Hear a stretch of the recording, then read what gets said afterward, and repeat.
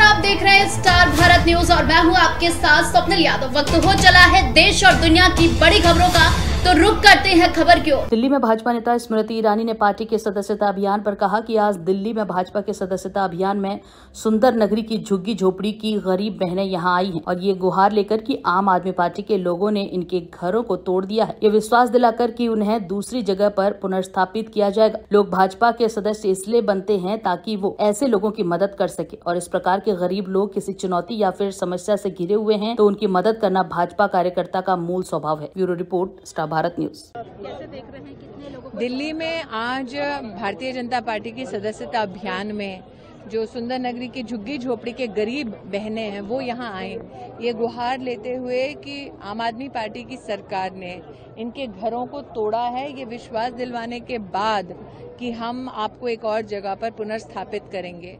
कल इनके घर टूट जाएंगे। आज ये इस चिंता को लेकर भाजपा के साधारण सदस्यों के मध्य में आए हैं कि आप हमारे घरों को बचाइए। तो भाजपा का सदस्य क्यों बनते हैं लोग? ताकि इस प्रकार के गरीब और मजलूम अगर किसी चैलेंज का शिकार हों, किसी चुनौती से घिरे हों, तो उनकी सेवा करना या उनके प्रति कोई ना कोई सपोर्ट देना, ये भारतीय जनता पार्टी के कार्यकर्ताओं का मूल स्वभाव है।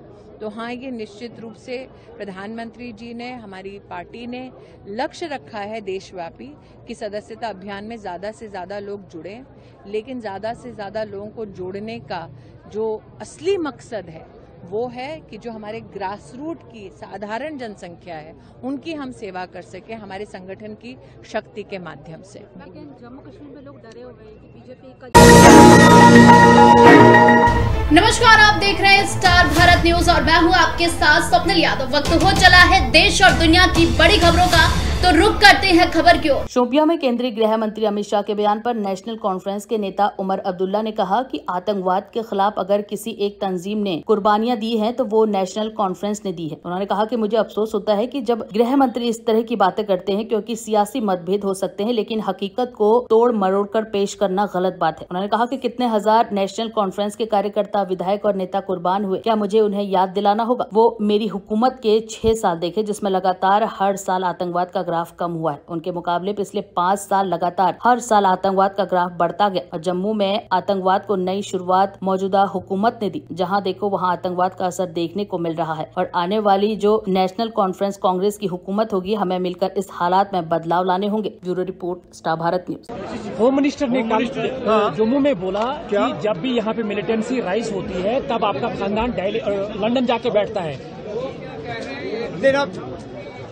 मिलिटेंसी के खिलाफ अगर किसी एक तंजीम ने कुर्बानियां दी हैं, वो जम्मू कश्मीर नेशनल कॉन्फ्रेंस ने दी है।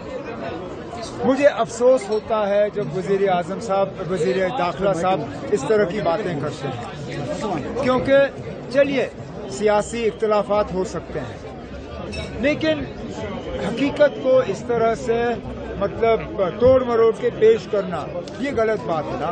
जहां मैं खड़ा हूं, जिस उम्मीदवार के लिए आज मैं वोट मांग रहा हूं, क्या उसके घर की कुर्बानियां मुझे वजीर दाखिला साहब को दोबारा याद दिलानी होंगी? जिस तरह इस घर ने मिलिटेंसी की जो है वो शिकार हुए हैं, कितने हजार नेशनल कॉन्फ्रेंस के हमारे वर्कर, हमारे सीनियर साथी, हमारे मिनिस्टर, एमएलए, एमएलसीज कुर्बान हुए, क्या मुझे वजीर दाखिला साहब को ये याद दिलाना होगा?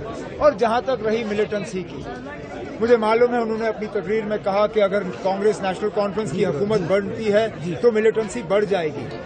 मैं उन्हें याद दिलाना चाहूंगा, वो मेरी हुकूमत के 6 साल देखें, लगातार हर साल मिलिटेंसी की ग्राफ जो है वो कम होती गई। उसका मुकाबला पिछले 5 साल से करें तो लगातार हर साल मिलिटेंसी की ग्राफ बढ़ती गई। जम्मू में मिलिटेंसी को नई शुरुआत मौजूदा हुकूमत ने दी। नई तरीके से मिलिटेंसी आज आप जम्मू में देख रहे हो। किस जिले का नाम लो? कठुआ, जम्मू, सांबा, रजौरी, पुंछ, उधमपुर, रियासी, जहां देखो तो डोडा, जहां देखो तो वहां मिलिटेंसी का असर रसूख देखने को मिल रहा है। अगर कोई मिलिटेंसी से लड़ने में नाकामयाब रही है वो मौजूदा हुकूमत रही है, और आने वाली जो नेशनल कॉन्फ्रेंस कांग्रेस की हुकूमत होगी, हमें इस सूरत हाल को दोबारा दुरुस्त करना है। नमस्कार, आप देख रहे हैं स्टार भारत न्यूज और मैं हूं आपके साथ स्वप्निल यादव। वक्त हो चला है देश और दुनिया की बड़ी खबरों का, तो रुक करते हैं खबर की ओर। दिल्ली में भाजपा सांसद मनोज तिवारी ने पार्टी के सदस्यता अभियान पर कहा कि इस समय भारत में एकमात्र लोकतांत्रिक राजनीति पार्टी भाजपा है। कुछ लोग अपने निजी स्वार्थ के लिए लोगों को गुमराह कर सकते हैं या फिर किसी अन्य पार्टी में शामिल हो सकते हैं, लेकिन सही मायने में भाजपा देश के हर व्यक्ति, हर समुदाय को बिना किसी भेदभाव के समान मदद करती है। इसलिए भाजपा में शामिल होने की होड़ लगी हुई है। हमें पूरा विश्वास है कि हम अपना 10 करोड़ सदस्यता का लक्ष्य पार कर लेंगे। Bureau report, star Bharat news. देखिए, वर्तमान में भारत की अगर कोई एकमात्र लोकतांत्रिक राजनीतिक पार्टी है तो वो है बीजेपी। कुछ लोग अपने व्यक्तिगत स्वार्थ के लिए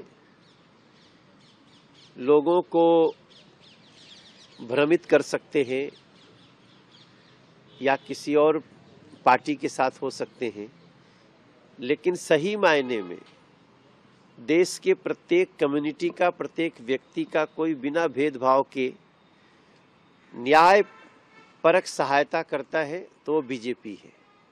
इसलिए बीजेपी ज्वाइन करने की होड़ भी लगी है। हमारा पूरा विश्वास है कि ये जो हर 6 साल बाद हम एक नई सदस्यता अभियान करते हैं, जिसकी शुरुआत में प्रधानमंत्री नरेंद्र मोदी जी ने सदस्यता ली और अभी ये सदस्यता करोड़ों में पहुंच चुकी है। हमें इसको 10 करोड़ प्लस का टारगेट जो पहले से था उससे आगे जाना है और हम सब इसमें लगे हुए हैं। हम लोग अपनी लोकसभा में भी जगह जगह, अभी परसों हमने एक बहुत बड़ा सदस्यता अभियान कराया जहां एक ही साथ लगभग 500 लोग ज्वाइन किए। हम लोग अलग अलग ड्राइंग रूम बैठक करके भी लोगों को ज्वाइन कराते हैं और मुझे पूरा विश्वास है। अभी हम बुराड़ी के डीडीए ग्राउंड में एक बहुत लाखों लोगों की उपस्थिति है और चूंकि वो कार्यक्रम हम करा रहे हैं तो लोग वहां आते हुए तो वहां भी भाजपा ज्वाइन करते हैं।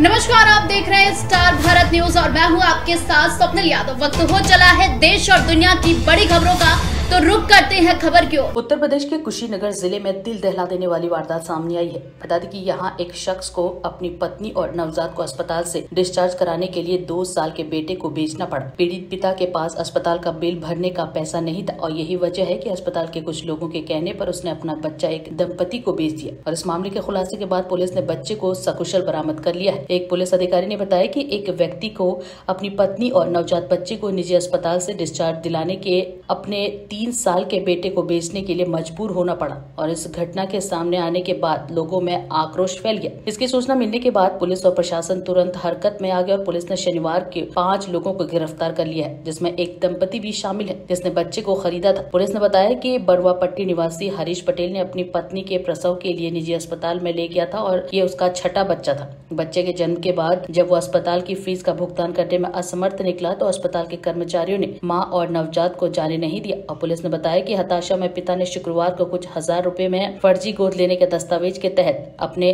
3 साल के बेटे को बेचने पर सहमति जताई। Bureau report, star Bharat news. हमार नाम हरीश पटेल है, ग्राम भेड़ियारी टोला का है, दशहवा के। हमार मजबूरी में हम अपन लड़का के बेच के अपन औरत छोड़ौले बनी हैं। हम लड़का ही बद्री पटेल के। तार औरत कहाँ लेके छोड़ौले बड़ो? और दबदरी में भर्ती रही है, वो लड़का पैदाशी रहा था। अब वही हम बंधक में रही है तो कितना रुपया में?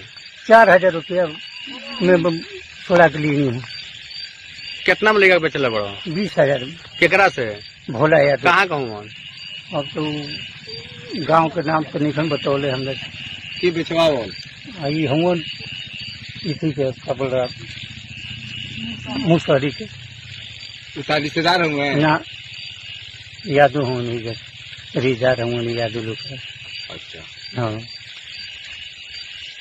एक बच्चे के बेचने की बात सामने आ रही है, आप लोग मौके पे आए हैं, क्या कार्रवाई की जा रही है? क्या जनपद कुशीनगर में थाना बरवा पट्टी के संबंधित ही प्रकरण, जैसा कि डीएम साहब ने बताया कि एक फर्जी गोदनामा के आधार पर बच्चा दिया गया था। इसमें मौके पे आके हमारे और डीएम साहब के द्वारा जांच किया गया। इसमें त्वरित कार्रवाई करते हुए बच्चे को सकुशल, रात में जब ये सूचना प्राप्त हुई तो पूरी रात अभियान चला के बच्चे को सकुशल बरामद करा लिया गया है। उनके पिता को सौंप भी दिया गया है और साथ ही साथ इस मामले में मुकदमा पंजीकृत करवाकर 5 लोगों को अभी तक पकड़ लिया गया है। इसमें जो बिचौलिया था अमरेश यादव, उसकी गिरफ्तारी हुई है और साथ ही साथ जिसको बच्चा दिया था भोला यादव, उसको भी पकड़ लिया गया है। साथ ही साथ एक फर्जी महिला क्लिनिक डॉक्टर बनके जो इसमें शामिल थी, तारा कुशवाहा, उसको भी पकड़ा गया है और कुल अब तक 5 लोगों की इसमें गिरफ्तारी हुई है और इसमें फर्दर कार्रवाई कराई जा रही है।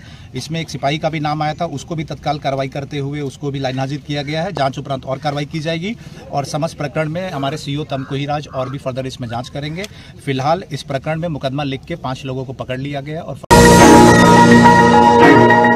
नमस्कार, आप देख रहे हैं स्टार भारत न्यूज और मैं हूं आपके साथ स्वप्निल यादव। वक्त हो चला है देश और दुनिया की बड़ी खबरों का, तो रुक करते हैं खबर की ओर। यूपी की राजधानी लखनऊ के ट्रांसपोर्ट नगर में शनिवार शाम को 3 मंजिला इमारत गिरने से हड़कंप मच गया और इस हादसे में मरने वालों की संख्या बढ़कर 8 पहुंच गई है, जबकि 28 लोग घायल हैं। वहीं दूसरी तरफ पुलिस ने हरमिलाप टावर मालिक राकेश सिंघल के खिलाफ एफआईआर दर्ज की है। बता दें कि एफआईआर चौकी इंचार्ज की तहरीर पर दर्ज की गई है और ये एफआईआर गैर इरादतन हत्या की है। घायलों से मिलने पहुंचे मुख्यमंत्री योगी आदित्यनाथ ने उनका हालचाल जाना। बता दें कि मुख्यमंत्री योगी आदित्यनाथ रविवार को दोपहर लोकबंधु अस्पताल पहुंचे। यहाँ करीब 20 घायलों का इलाज चल रहा है। घायलों से मुलाकात के बाद सीएम योगी ने सोशल साइट एक्स पर लिखा कि जनपद लखनऊ में बिल्डिंग गिरने के दुर्भाग्यपूर्ण हादसे में घायल हुए लोगों से आज लखनऊ स्थित लोकबंधु राजनारायण संयुक्त चिकित्सालय में भेंट कर उनका कुशल क्षेम जाना और चिकित्सकों से उनके उपचार के संबंध में जानकारी प्राप्त की। कुशल चिकित्सकों के नेतृत्व में सभी का समुचित उपचार शीर्ष प्राथमिकता पर किया जा रहा है। उन्होंने कहा कि इस कठिन समय में यूपी सरकार पीड़ितों और उनके परिजनों के साथ पूरी तत्परता तथा संवेदनशीलता के साथ खड़ी है और प्रभु राम से प्रार्थना है कि घायलों को शीघ्र स्वास्थ्य लाभ प्रदान करें। Bureau report, star Bharat news.